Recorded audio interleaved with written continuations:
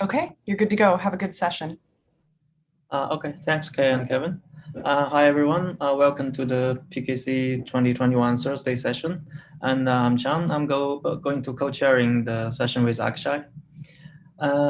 This session is about crypto protocols. And I probably, as most of you know, each talk will have about 10 minutes. If we have some short time, we have short questions. Without further ado, let's start the session. The first talk is flexible and efficient verifiable computation on encrypted data. The authors are Alexandra, Ignacio, Dario, and Dongwu. I think Dongwu will be giving the talk.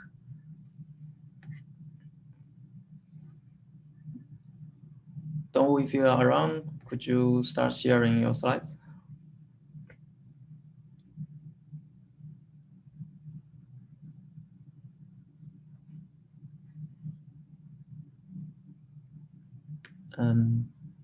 Dongwu, are you around? Yes, let me start. Okay.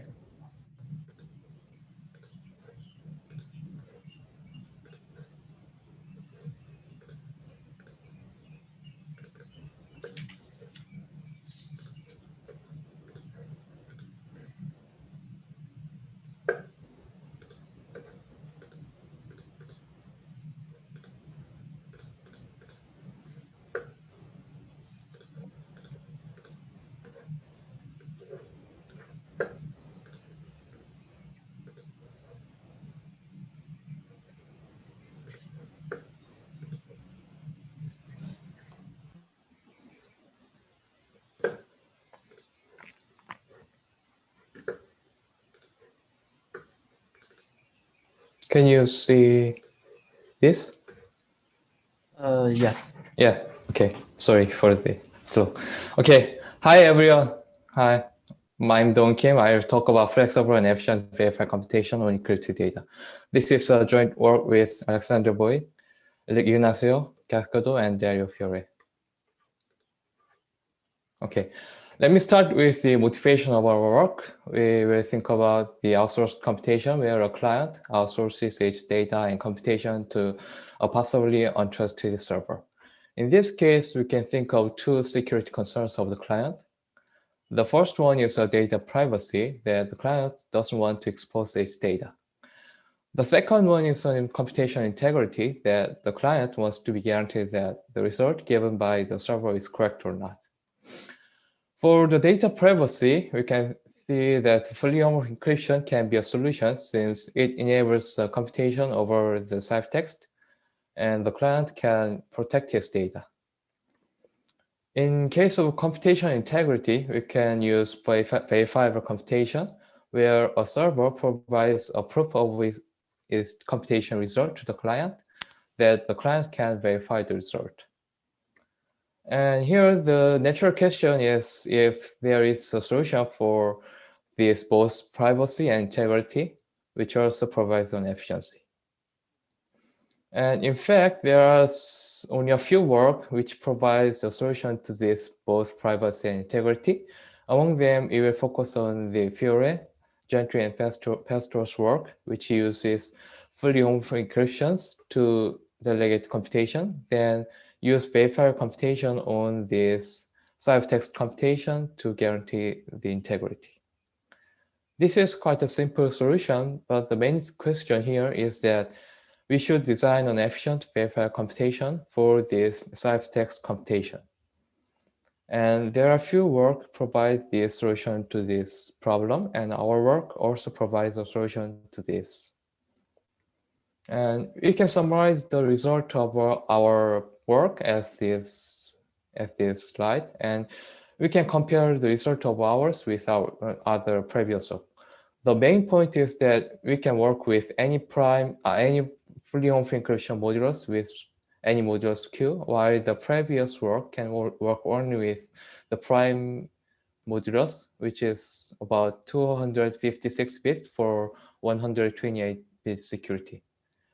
For this, we introduced a new homomorphic cache, which is just a ring homomorphism from this two-varied ring with coefficient from prime power modulus to the Galois ring.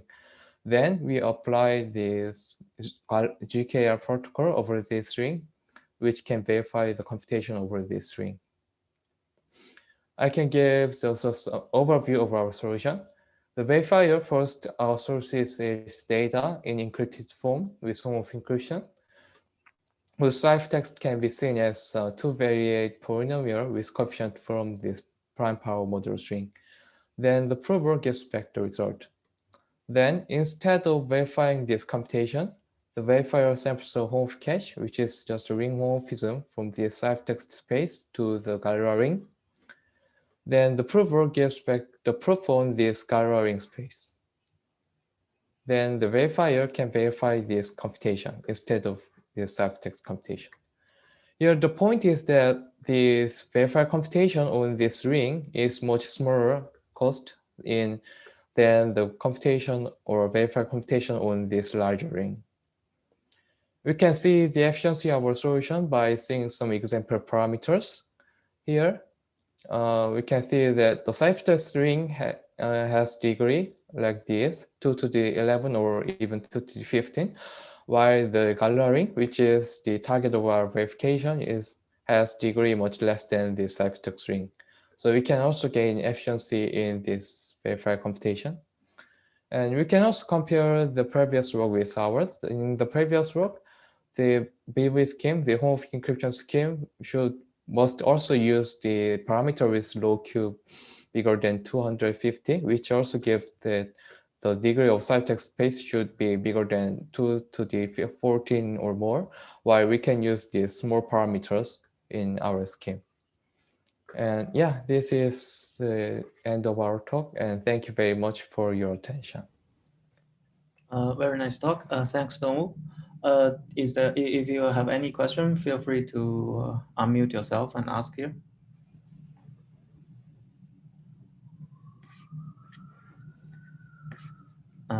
Seems any question? Since we have one minute, I have a very quick question. It looks like the nice technical tool of a new homomorphic hash, right? Yes. Do you find like any other broader applications of this new primitive? The primitive, yeah. Yes, maybe we can use this technique to verify some seamed operations. So if we want to verify many other bigger polynomial operations on bigger polynomials, then we can reduce this with our hash. So we can verify that, yeah, I think we can use this technique in other verify computation over other things than this home of encryptions. Okay, great, thanks. Is there any other question? If there's no more question, let's move to the second talk. Our second talk will be transferable ecash, cleaner model, and the first practical instantiation from Balthazar, George, and Chen. I think Balthazar will be giving the talk. Yes, I'm here. Do you hear me? Yeah. Can you share your screen? Yeah.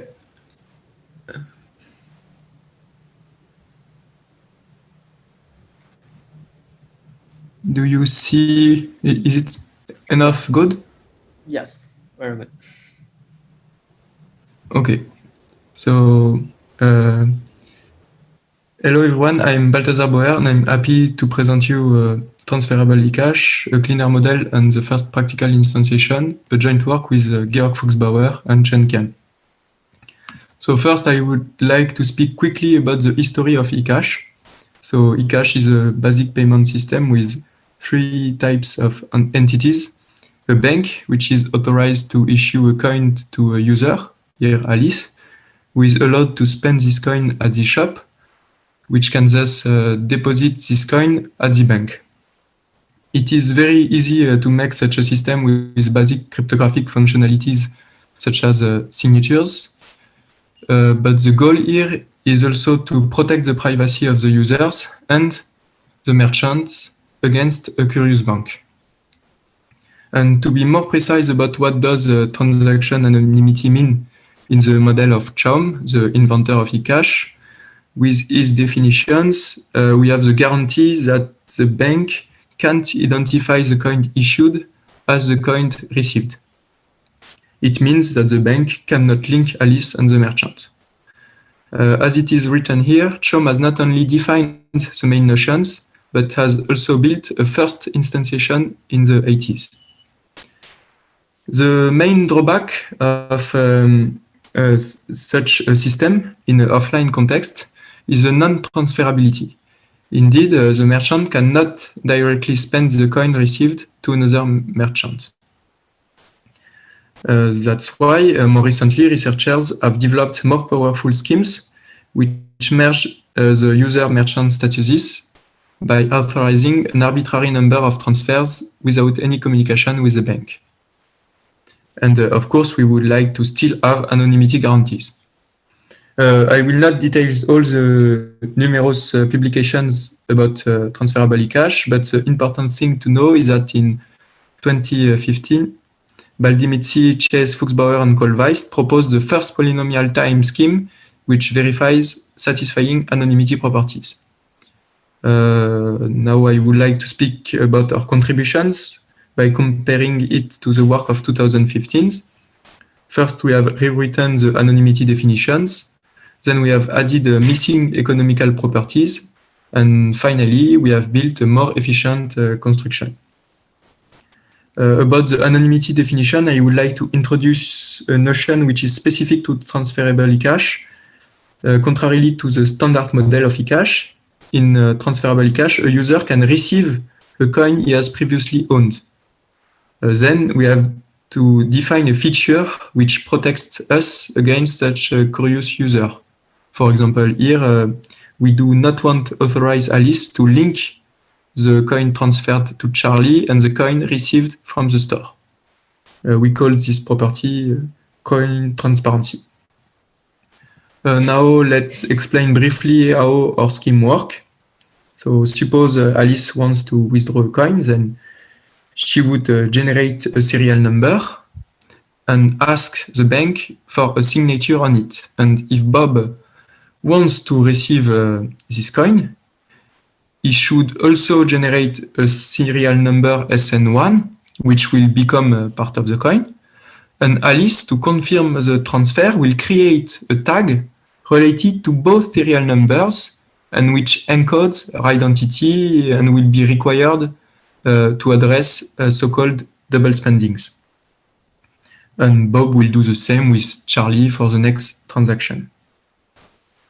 Now let's consider Alice wants double spend her coin to Bobette. Then Bobette would generate a new serial number, SN1 prime, and Alice has to create another tag T1 prime that links her already used serial number SNO with a new one of Bobette, SN1 prime. And if we consider that both coins are deposited at the bank, then by noticing twice the same initial serial number, the bank will detect the fraud. And by the property of the tags, two tags for the same initial serial number leak the identity of the double spender. Here, Alice. So now a good question is how to make such a system anonymous. First, by using a blind signature, we guarantee that the bank can't recognize an issued coin. Then we have to modify the scheme to achieve the previously defined coin transparency notion. Indeed, since the coin contains the serial numbers, Alice could easily recognize a coin when she receives it again. So we will hide the serial number by using commitments to it and give zero knowledge proofs that the committed values are correct. For Alice not to be able to recognize the commitments, we will randomize the commitments and proofs, which can be done for gross-I proofs. However, now the bank cannot check for double spendings. We will therefore include encryptions of serial numbers and tags which a bank can decrypt. Of course, this ciphertext must also be randomizable, so we construct a new compatible No, she can't move because I'm being I'm drawn. drawing a randomizable CCA encryption scheme. And yeah, yeah. And now I would like to thank you for your attention. And if you have questions, I would be happy to answer them. Thanks for the nice talk. Any questions from the audience? Yeah, just feel free to unmute yourself. Yeah, so you mentioned that you model some economic considerations. So what are those? Okay. So in previous model, if someone spend a coin honestly received, we can imagine he can break the coin. Then he didn't create new money, but he breaks the coin and he transfer it to someone, and the receiver has no guarantee he can detect the fact the coin is broken. So this it's this type of attack was not considered in the previous scheme. But it's an important property because it guarantees to a receiver that a transferred coin can be transferred to another honest user and has not been broken. I don't know if it answers to. Mean double spend, or what does it mean to be broken exactly? No, there is no double spending because in this case the adversary does not create money; it just break money. But it's theoretically possible that he convince you the coin is valid, but after you have accepted the coin, you cannot transfer it again. But maybe it could seem very weird because he has not created money, but if he's evil, he can just want to destroy your money you have accepted. And yeah, that's. Thank you. There's also one question in Zulip. Where do the serial numbers come from? You mean as a primitive? You mean the history of the serial number? Yeah, that's just a very simple question in the Zulip. Or maybe if the answer is pretty longer, then you may answer directly as Zulip. What guarantees their uniqueness? So the serial numbers are created with a secret key of users, and with there is the identity of there is how to say two different users can't have the same serial numbers. Yeah, that's a very good answer. But maybe you can chat more in the Zulip if they have a. Okay, I will check.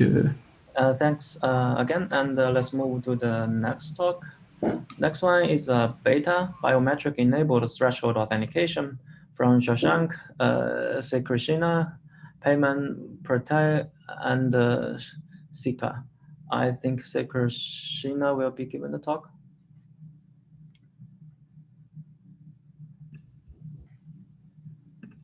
Oh, Balthasar, maybe you should stop sharing your screen.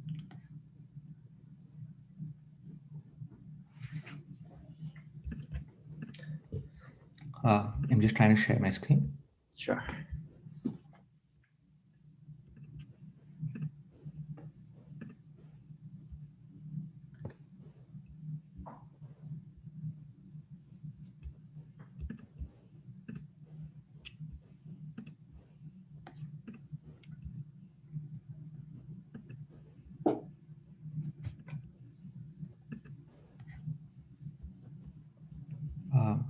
Do you see my screen? Yes, can you do the presentation mode? Yeah. Yeah, good. So thanks for the introduction. And my name is Sai Krishna. I'm going to be talking about a paper titled BETA, which is an acronym for Biometric Enabled Threshold Authentication. This is joint work with Shashank, Payman, Pratyay, and Shikhar. So first, let's look at how traditionally biometric authentication works. We have an enrollment phase where the user enrolls their biometric template and stores it on a server. And then in an online phase, when the user wants to authenticate themselves, they enter their new biometric measurement onto their mobile phone, for example, and then the phone transfers this measurement over to the server that stores all the biometric templates in the enrollment phase. The server privately checks whether the entered biometric measurement matches the user's original template or not. And if so, it authenticates the user. Right. As we all know, biometrics provide better usability than passwords, but unfortunately, a server-side breach of biometrics is much more damaging than in the case of passwords because you cannot really change them that easily. The FIDO Alliance is a recently popular industry-wide standard for replacing this traditional solution to biometric authentication. And the way it works is as follows. Now, in the enrollment phase, when the user enters their biometric template, it's no longer sent over to a server, but instead the biometric template is stored locally on the user's device. The device then generates a secret signing key and a verification key, and only sends over this verification key to the server, storing the secret key locally. And then in an online phase, when the user wants to authenticate themselves, they enter the biometric measurement. The phone locally checks whether the entered measurement matches the template or not.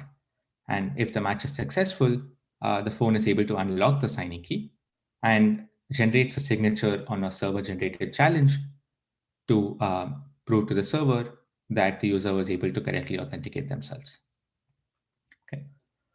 While this solves the problem that the server doesn't need to store every user's biometric template, there are still a couple of concerns here. The first is that now, naturally, once again, the phone is a single point of failure, and anybody who's able to break into the phone can steal the user's biometric. And then in order for the user to authenticate themselves, they need to carry around the same device every time along with themselves. In this work, our idea is to propose a new notion to distribute FIDO. And we introduce a new primitive called a fuzzy threshold tokenizer, which works as follows. In the enrollment phase, when the user enters their biometric template, instead of storing it entirely on this single device, the idea is we want to secret share this biometric template and also the signing key amongst a set of devices that the user owns. Okay, so the phone now generates different shares and sends across each share to one device that the user owns.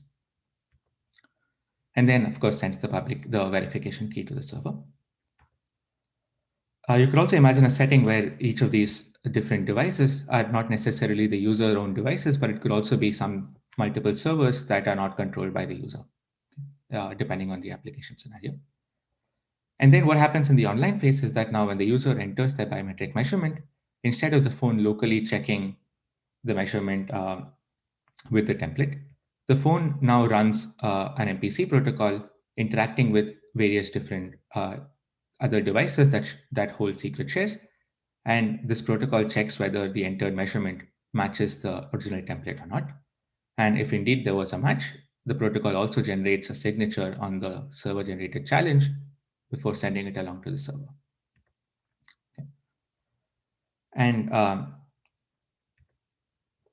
And how do we leverage the threshold structure, and what is the communication pattern in such a primitive?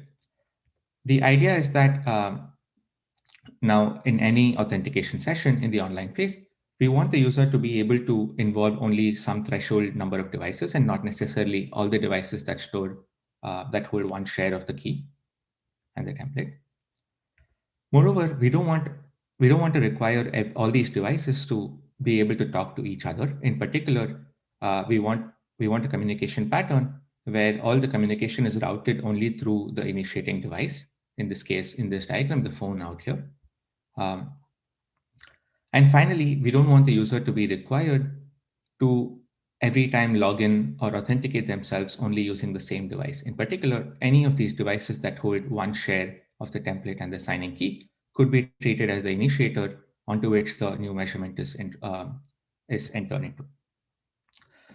This way, we solve one concern that we had earlier, where the same device needs to be used every time in the authentication phase. So this is briefly the description of the primitive.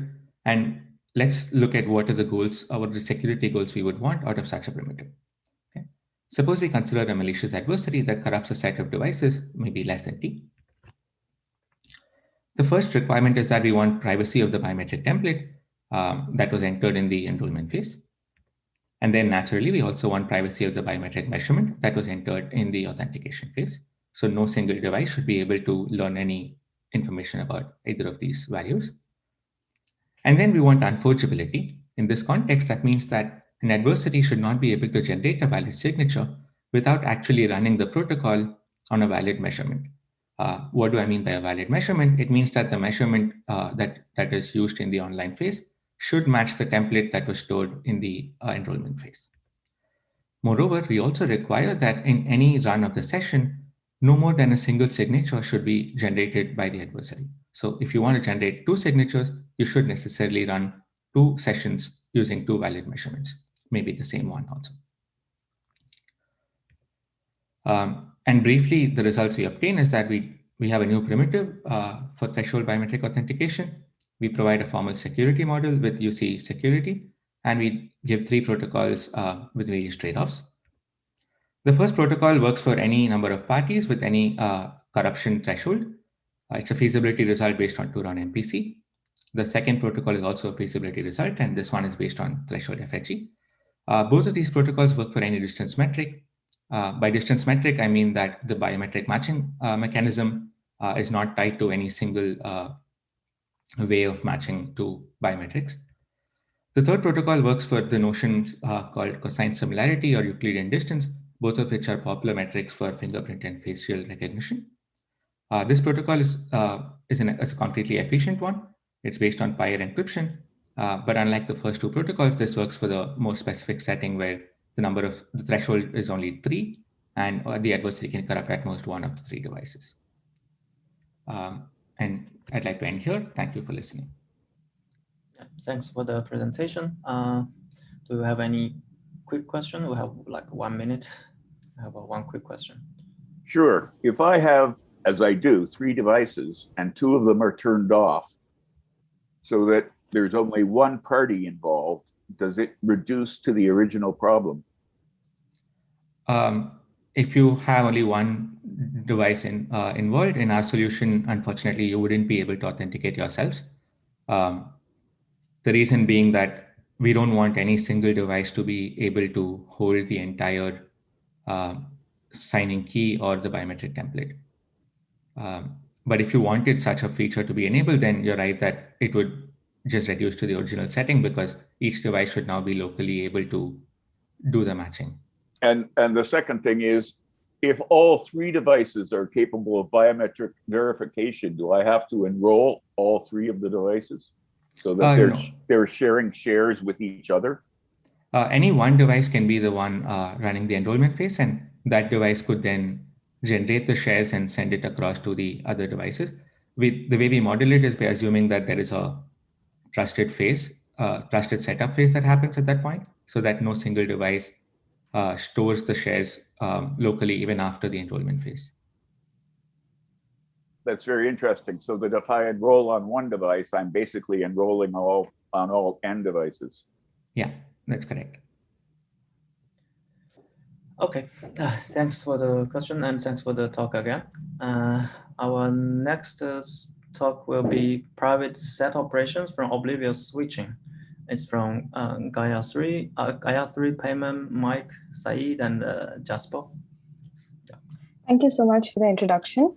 I'm Gayatri, and I'll be presenting private set operations from oblivious switching. This is joint work with Payman Mohassel, Mike Rosilic, Saeed Sadegia and Jaspal Singh. So let's get started. In PSI, Alice has a set X, Bob has a set Y, and we want Alice to learn the intersection. In recent years, there has been much work to make PSI practically very efficient, both in the semi-honest and malicious setting. But many real-world applications lead us to ask the question, what if Alice only wants to learn some partial or aggregate information about the intersection? For instance, just the cardinality. Consider this example proposed in this paper by authors from Google and Columbia University. Their goal was to measure the effectiveness of their online advertising. So they wanted to know the number of people who both viewed an ad online on their platform and then went on to buy a related item offline. And they also wanted to know the total transaction amount generated by such people. In the most general terms, what we're looking for is that Alice and Bob are able to learn some function f over the intersection for any function of their choice. So we call this private computation on set intersection. There have been some works that have in this direction, and the state-of-the-art protocol was given by Pinkus, Schneider, Kachenko, and Yanai in 2019, and I'll call this the PSTY protocol. So let's start by identifying a performance gap between PSI and PCSI. For 1 million items in the semi-honest setting, computing the intersection takes well under a minute. But for the fastest PCSI protocol, even computing something like the cardinality takes around 9 minutes. So concretely, this is 20 times slower and needs 30 times more communication. So let's see why this is and how we can bridge this gap. So the PSTY protocol starts with a pre-processing phase. At the end of this step, we end up with the following situation. Alice has a fixed ordering of her items, and Alice and Bob learn vectors S and T, such that SI and TI are an additive sharing of 0 if XI is in the intersection. Otherwise, SI and TI are an additive sharing of a pseudo-random value. So if Alice learns that S1 is equal to T1, then she can conclude that X1 is in the intersection. So clearly, it's not safe for Alice or Bob to learn the outcome of any individual comparison, because that would leak something about the contents of the intersection, and that's not allowed in PCSI. So what's done is, the comparisons are made inside some general purpose MPC protocol, and the results are fed into another circuit, into a circuit F, which will compute F on the intersection. So comparing two L-bit strings in a general purpose MPC requires order L times kappa communication. In the PSTY protocol, the comparison circuit accounts for 96% of the communication cost in concrete terms. In contrast, if you look at PSI, comparing two L-bit strings just takes 4.5 times kappa bits of communication. Notice that it's independent of the length of the strings. But the caveat still remains that Alice or Bob learn the outcome of each individual comparison. So our goal is that we have these special purpose equality tests, which are really efficient, and we want to somehow make them compatible with this pre-processing step. So our main idea is that we shuffle the equality tests according to some permutation that's known to Alice. Then it becomes safe for Bob to learn the output of the equality tests. So basically, he only ends up learning the number of strings that match, but the oblivious shuffling network breaks the correlation between the strings that match and the items that they correspond to. So we call these 3 steps our protocol core. And asymptotically, we go from order NL times kappa down to order N log N times kappa for the shuffling cost, followed by order N times kappa for the equality tests. In almost all cases, log N is much, much smaller than the length of the strings. So we give both an asymptotic and concrete improvement. So we can summarize our contributions as follows. We give a new protocol for PCSI, provided it's always safe to leak the cardinality of the intersection. This gives us 2.5 to 3 times lower communication, as a result of which we have faster running time on slower networks.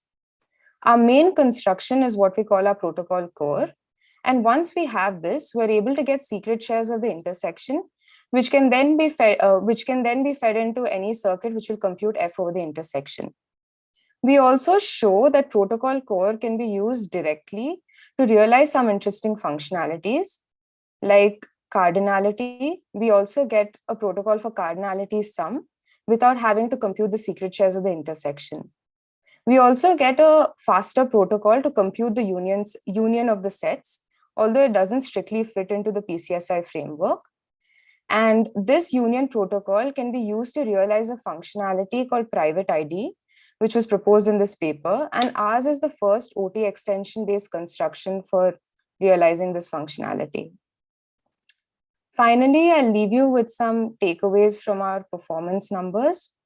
And these are the links to our code and our paper. Thank you so much for listening. Thanks a lot for the presentation. Very nice talk. Any question from the audience? We'll have 3 minutes.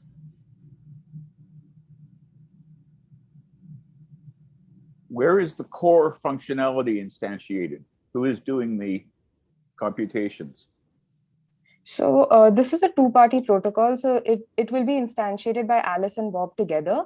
The first step of the core will be the PSTY pre-processing. Then Alice and Bob will do the oblivious switching, which is another two-party protocol. And then Alice and Bob will do equality testing, which is another two-party protocol.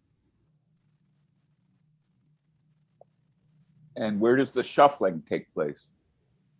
So it's an interactive protocol between Alice and Bob. So Alice has the power to choose the permutation, and Bob will have and both of them can feed in additive shares of some vector, and then they'll get a re-randomized additive sharing of the permuted vector.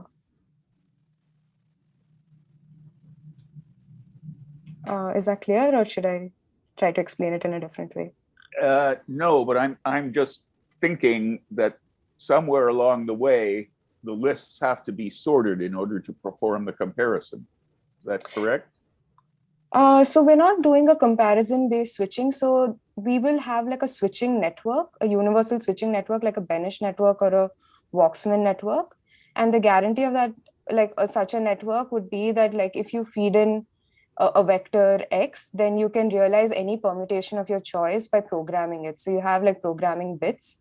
So you'll have order n log n switches. And if you can program those switches, then you can realize any permutation of your choice.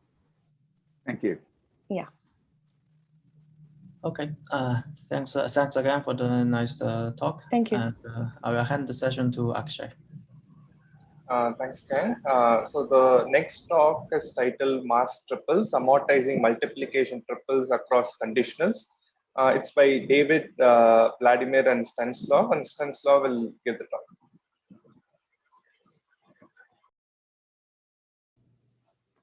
Thank you for the introduction.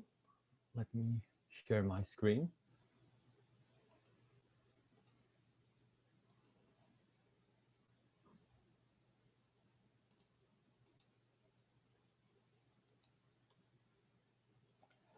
Can you see my screen? Yeah. Okay, so my name is Stan Peseni, and this is a joint work with David Heath and Vlad Kolesnikov. And I will be presenting mask triples, amortizing multiplication triples across conditionals. So in this work, I'll be discussing a classic MPC protocol, and this protocol uses preprocessed multiplication triples to evaluate arbitrary functions represented as Boolean circuit. And a Boolean circuit consists of AND and XOR gates.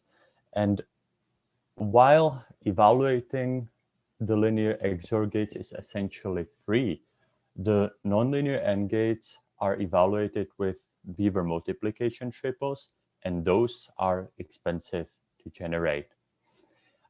In our work, we reduce the cost associated with generating these multiplication triples. Our improvement results in significant reduction to both communication and runtime of this triple-based protocol. We improved the protocol by carefully reusing the multiplication triples in conditional statements of the source program. Traditionally, it has been assumed that we need multiplication triples for all branches in a conditional. And this is because for security, each multiplication triple can mask at most one AND gate. In this work, we show that this is not necessary, and the number of triples we need is proportional only to the size of the single longest branch. Prior work looked into conditional branching improvements under other protocols. Stack garbling looked into the problem in Yao's garbled circuit, so in 2PC, and Motif, which was presented at AsiaCrypt 2020, was the first work that achieved significant conditional branching improvement in the multi-party setting. Motif worked with the GMW protocol, which is closely related to the triple-based protocol. So our approach works in a similar setting to Motif, but our solution is distinct and yields a significant concrete improvement over Motif. So I will now very briefly show Motif's limitations. So the key cost in the GMW protocol is pre-computing random oblivious transfers, which are used to evaluate the AND gates of the circuit.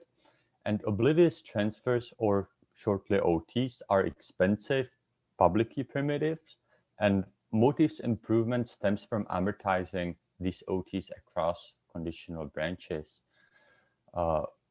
Motif's limitation is that the improvement is dependent on the alignment of the AND gates across branches, meaning the branches need to have a similar number of AND gates in each circuit layer for optimal performance. In the sample conditional I show, there are 2 unaligned branches, and in this case, Motif would pay for 4 AND gates, but the longest branch has only 3 AND gates. Our new work is masked triples, and similarly to Motif, we reduce the number of these expensive random OTs. In the triple-based protocol, random OTs are one way to generate multiplication triples, and unlike in Motif, the number of random OTs we need to generate is proportional to the size of the longest conditional branch. So I have introduced the key idea of our improvement. I will now get into more technical aspects of our improvement. So recall that the XOR gates are virtually free. The triple-based protocol cost really comes from generating triples for the AND gates. Hence, we would like to reuse a single triple across all conditional branches. If we are able to do that and securely, then we have effectively made all untaken branches free. I will now show how to do that. And for simplicity, let's just consider 2 branches where the top branch is the taken branch. We would like to use the same triple on both AND gates in the 2 branches. The key idea behind reusing triples securely is that we can carefully apply secret shared masks to the triples. For the inactive branch, the parties mask the triples with uniform XOR shares of uniform masks RNS, thus randomizing the triples and preventing us from breaking the security of one-time pad. And by randomizing the triples, we violate the correctness of the AND gate on the inactive branch, but this is of no concern because the output of these inactive AND gates are ultimately discarded. For the active branch, that is the taken branch, the parties use the triples as is, meaning the active branch is evaluated normally.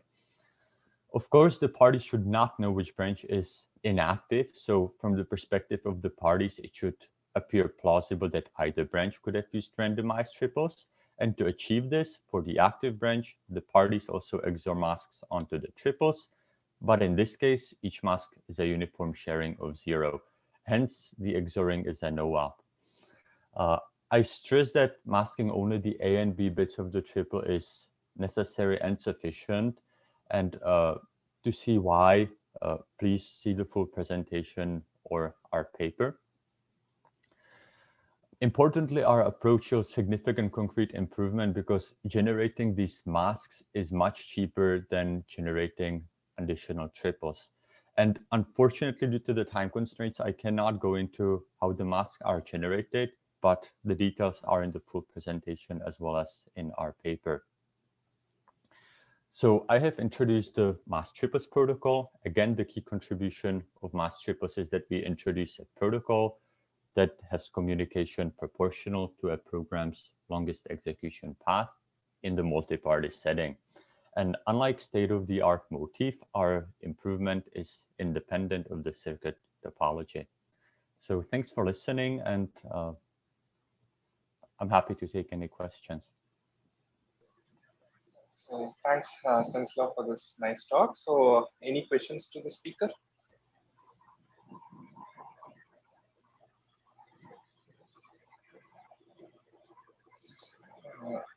There are no questions. I have a quick question. So how do you hide which branch is active and which is the invalid branch?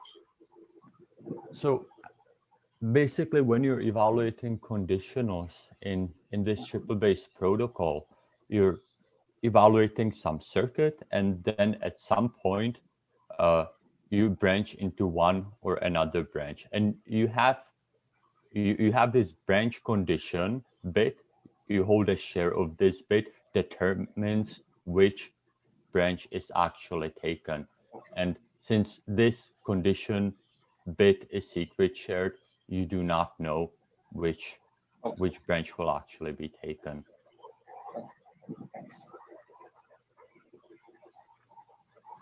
So, any other questions?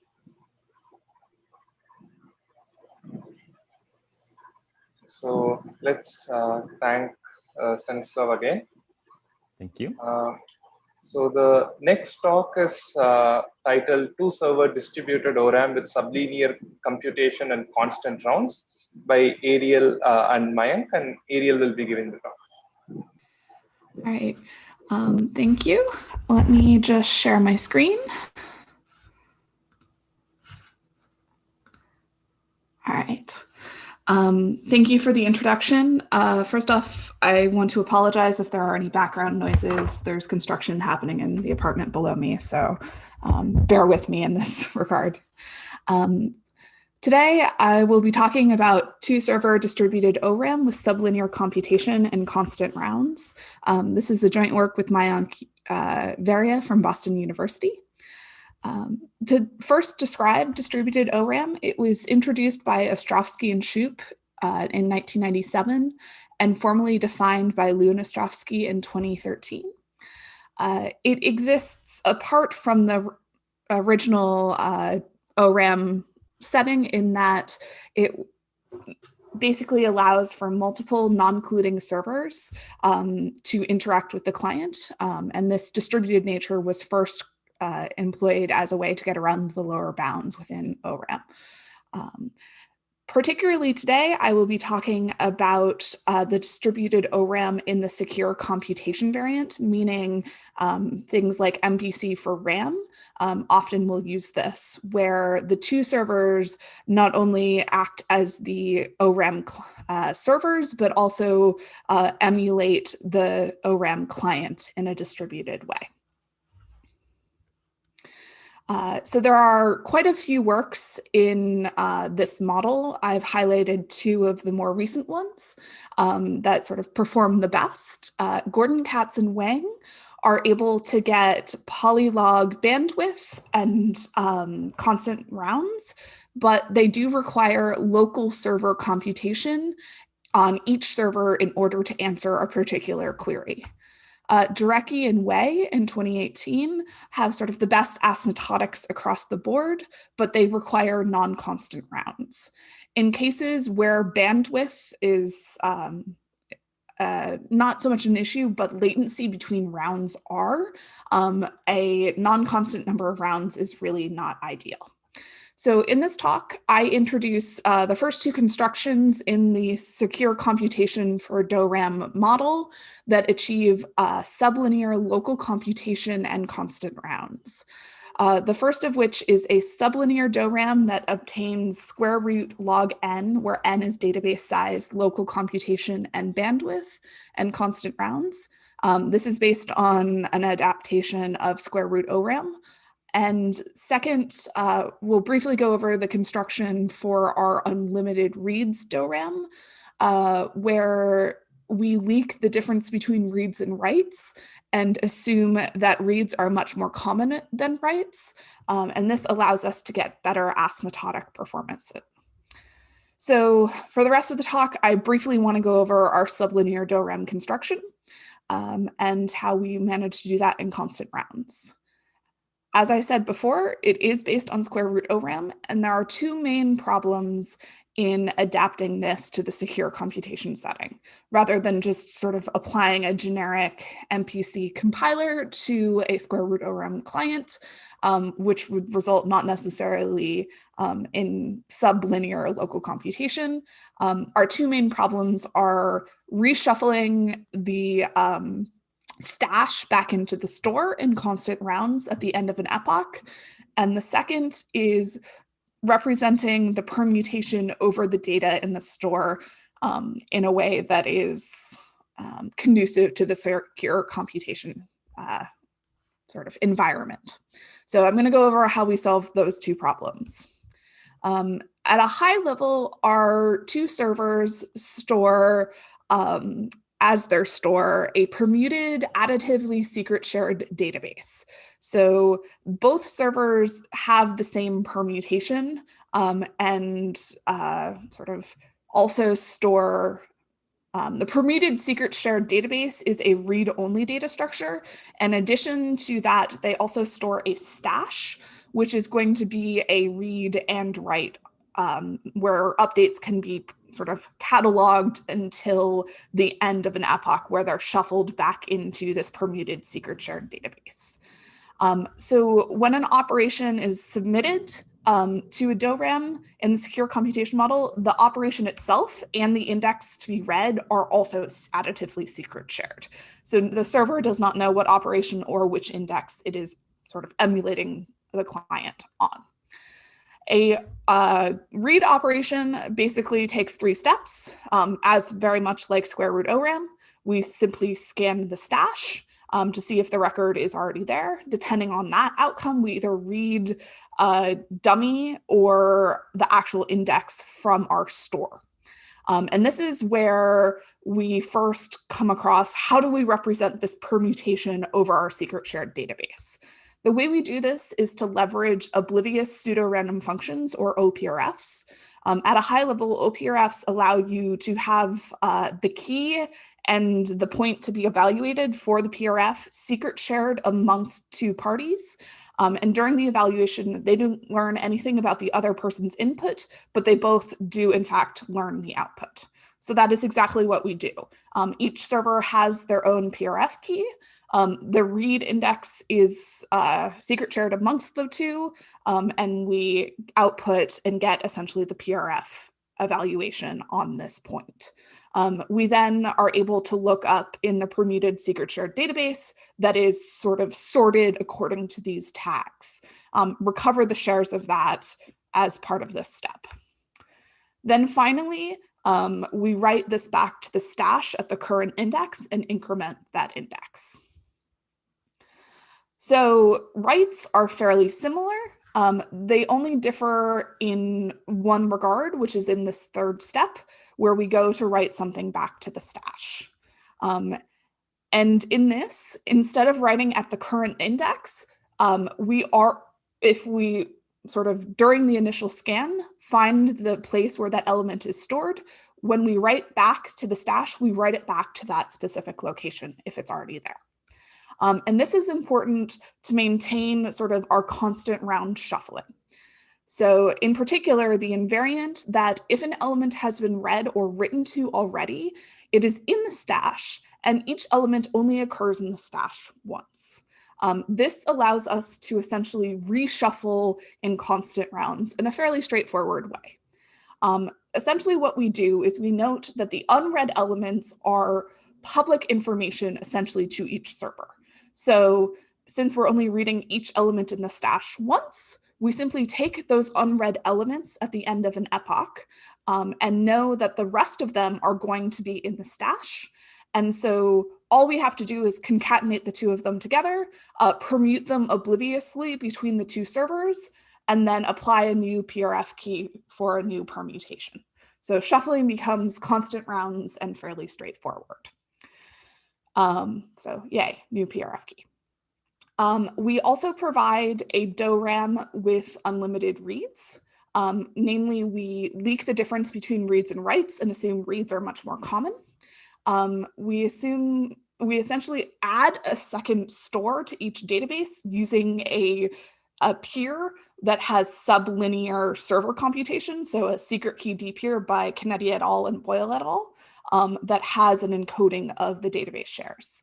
Reads happen only from this database and writes will happen as usual. Secret key dpeer is kind of highly amenable to this and provides a modular extension for pretty much any DORAM in the setting in order to improve asymptotics when we assume sort of this differentiation between reads and writes. As I just said, secret key dpeer is mostly local linear algebra computations, so this easily allows us to perform constant rounds. And of independent interest, we do provide a fast Fourier transform secure computation protocol that is able to sort of run in quasi-linear time with only local computations. And we use this in our secret key dpeer for polynomial interpolation and evaluations. So in summary, we're able to get two protocols, the first of which that have sublinear local computation and constant rounds in the secure computation DORAM setting. And we're able to get better performances when we sort of leak the difference between reads and writes. Thank you for listening to my talk.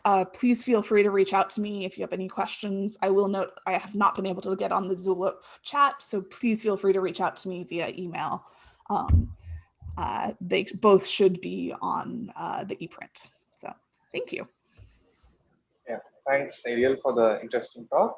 We have time for a quick question.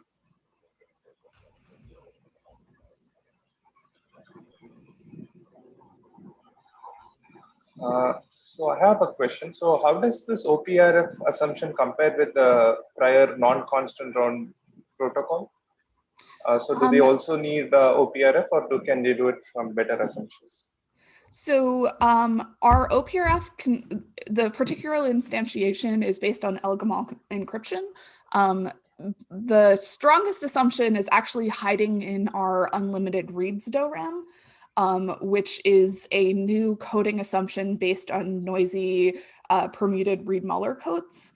But in our sublinear DORAM, our assumptions are relatively minimal based on sort of the underlying assumptions of the DORAM that we use for to implement our stash, which relies on functional secret sharing. And then our own construction really only relies on additively homomorphic encryption and Elgamal for our OPRF. So any other questions? So let's thank Ariel again. So the next is a joint talk of two papers.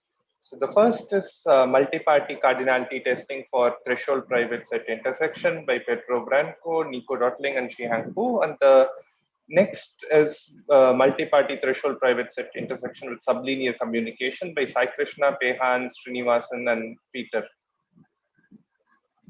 So yeah, Pehan will be doing the talk. Thanks, Akshay, for the introduction. This is a soft merge of two papers, and I will go first, and Sihan will present the other one.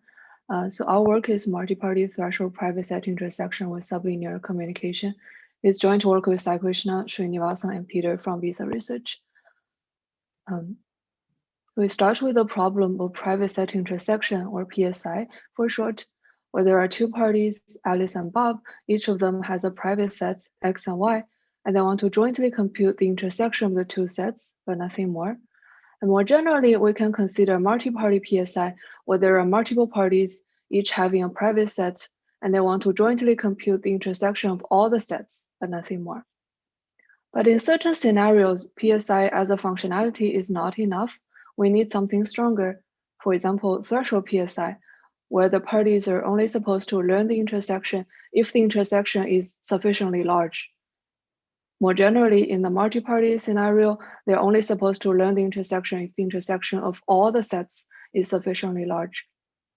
For example, in privacy-preserving ride-sharing, the parties might only want to share a ride if their common trajectory is sufficiently long. The next question is how to achieve threshold PSI. A natural approach is to first compute the PSI cardinality, which is the size of the intersection, and then check if it is sufficiently large. Following that approach, the best communication complexity is of order M, where M is the size of the smallest set, and this is tight. So does that mean this is the best communication complexity we can hope for threshold PSI? Surprisingly, the answer is no.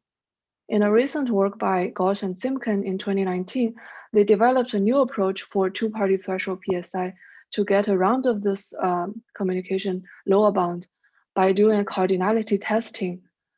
So they can reduce the communication complexity to only grow with the size of the set difference. In particular, the two parties can only learn the intersection if the total size of the set difference is less than or equal to t, where t is the threshold. In particular, they construct two protocols, one based on fully homomorphic encryption with communication complexity of order t, and another based on additively homomorphic encryption with communication complexity roughly t squared. Further, they show a communication lower bound for such kind of cardinality testing that's order t. And in this work, we ask the following two questions. First, can we extend the two-party threshold PSI to the multi-party case? And second, can we bridge the gap between upper bound and lower bound from assumptions weaker than FHE? And before we talk about our results, I want to take a step back and think about the formal definition for multi-party threshold PSI. In particular, what does sufficiently large mean?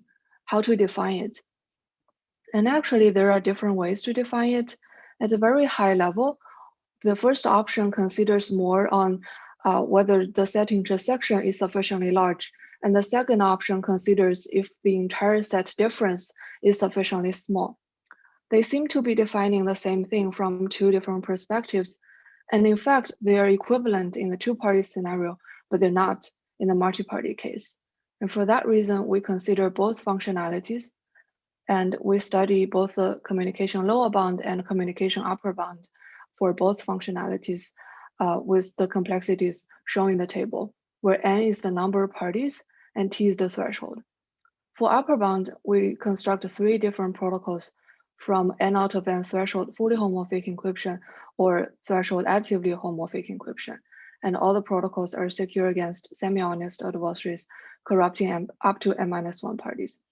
I want to point out here, when n equals 2, then this protocol gives a new two-party threshold PSI from additively homomorphic encryption with communication complexity better than the prior work, as I mentioned earlier.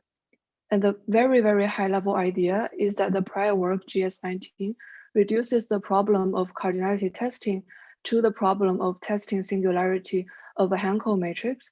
And they stop there to do a 2PC for this task, but we take a further step to reduce this problem to another problem called half GCD, which can be solved in time t log square t. So we can reduce both the communication complexity and computational complexity.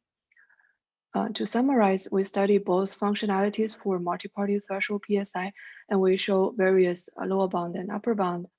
In the concurrent work, Branco, Dotley, and Pu complement our work by showing a protocol for the first functionality from threshold additively homomorphic encryption with this much communication complexity. And Sihang is going to present their work. Thanks, Megan. We'll reserve the questions towards the end of the talk. So, yeah, Sihang can share the slides.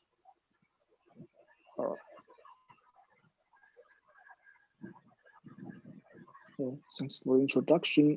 Can you see my screen? Yeah.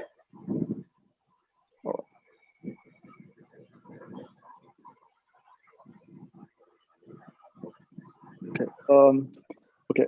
Thanks for the introduction. I'm Zihang. I will present our work about multi-party coordinated testing for threshold PSI, which is joint work with Pedro Franco, Nico Durton.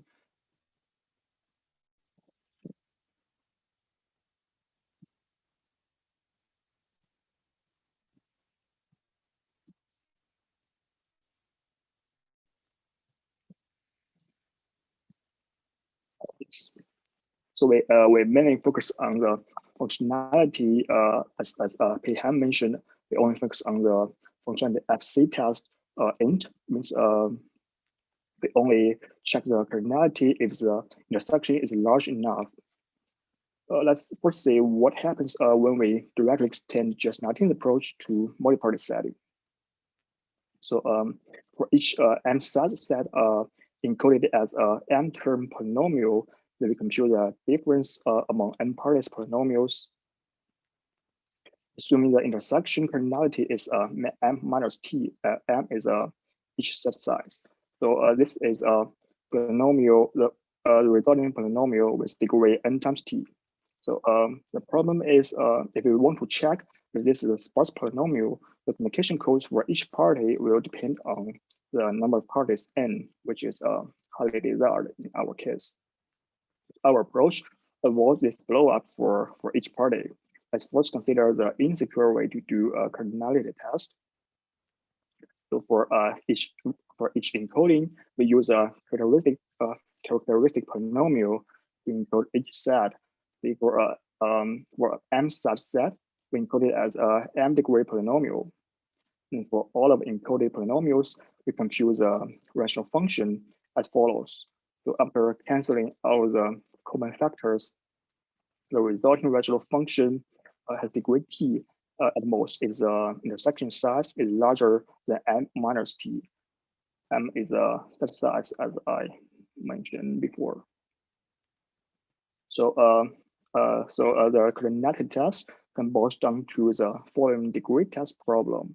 So given a rational function f of x, can we decide if the degree of this both polynomials is smaller than t with only all of the t evaluation points of this rational function f of x? Our answer is yes.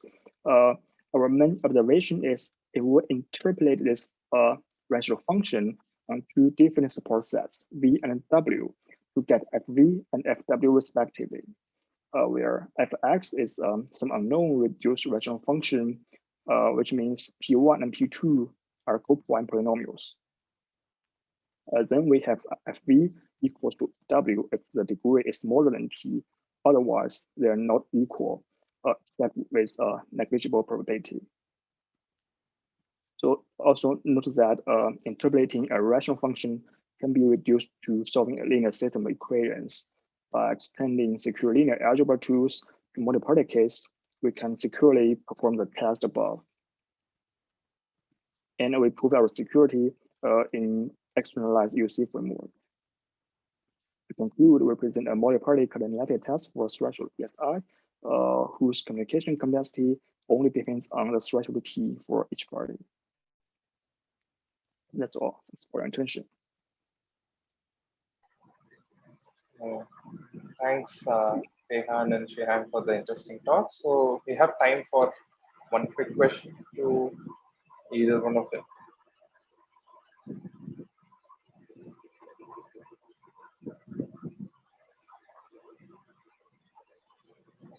So if there are no further questions, so let's thank the speakers, Peihan and Shehan again, and let's thank all the speakers for this session. So this brings close to the session on cryptographic protocols and secure computation part 2. So we'll convene once again in